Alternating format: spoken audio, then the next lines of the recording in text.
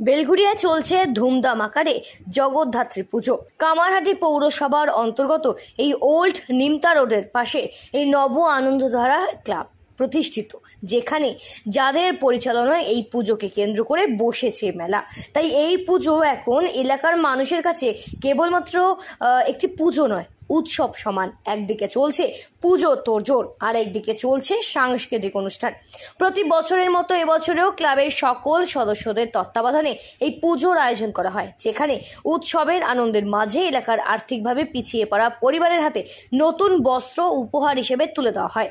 আয়োজন দেখুন, এটা আমাদের পুজো মাতৃ আরাধনা, এটা বিনোদন নয়, ফুর্তি নয়। মায়ের আরাধনা পুজো বলতে যা বোঝায়, ভক্তি নম্র নিবেদনের মধ্যে দিয়ে মৃন্ময়ী মা চিন্ময়ী রূপ ধারণ করেন। এইটা একটা রাস্তাটাকে আমরা একটা প্রথমে মঞ্চ, এপাশে আমাদের মায়ের মূর্তি এবং সেখানে প্যান্ডেল, অর্থাৎ এটাই হলো অস্থায়ী একটা মন্দির হয়ে গেল। 1 তারিখে প্রচুর মানুষ আসবেন, আমাদের ধারণা 5000 এখানে মানুষ আসবেন। এখানে ভোগ প্রসাদ তাদের বসে খাওয়ানো হবে এবং কেউ ফিরে যাবেন না, এটাই হলো আমাদের লক্ষ্য। এবং এলাকাবাসীর শুভেচ্ছা প্রার্থনা করে আমরা মানুষকে বলবো, আপনারা আসুন। এই পুজো মণ্ডপ অস্থায়ী মণ্ডপ হয়ে গেল, অস্থায়ী একটা মন্দির হয়ে গেল। এই মন্দিরে আসুন, আপনার পবিত্র পদধূলিতে এই মন্দির আমাদের সবার একটা পবিত্র জায়গা হয়ে গেল। এইটা আমাদের কাছে আবেগ।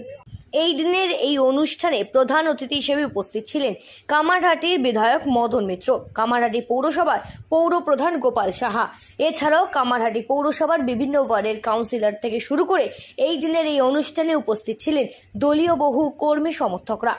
ফিতে কেটে এই দিন এই পুজো মণ্ডপে দ্বার খুলে দেওয়া হয় দর্শনার্থীদের জন্য। কামারহাটি পৌরসভার পৌর প্রধান গোপাল সাহার হাত দিয়ে সূচনা হয় এই পুজো মণ্ডপে, আর এই অনুষ্ঠানটি তদারকি করেন কাউন্সিলর সমীরণ দাস নিজে। এলাকার বহু মানুষ যেখানে ভিড় জমান এই অনুষ্ঠানে।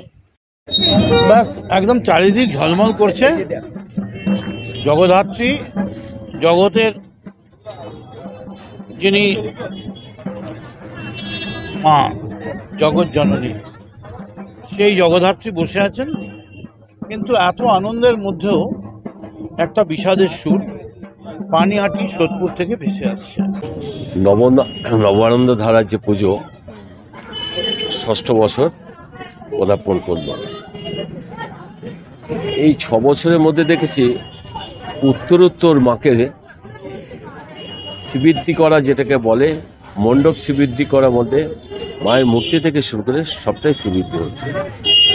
তাই আমি যারা করছে, অর্থাৎ আমাদের যারা পুজোর সঙ্গে জড়িয়ে আছে, ফলে পুজো সকলকে নিয়ে করতে হয়।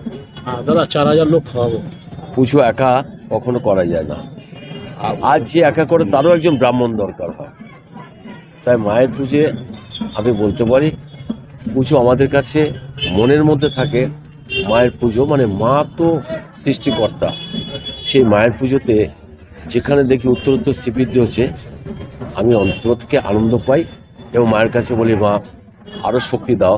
বেলঘরিয়া থেকে ক্যামেরায় পার্থপ্রতিম হালদারের সাথে সৃঞ্চিনী পোদ্দারের রিপোর্ট, সঠিক বার্তা।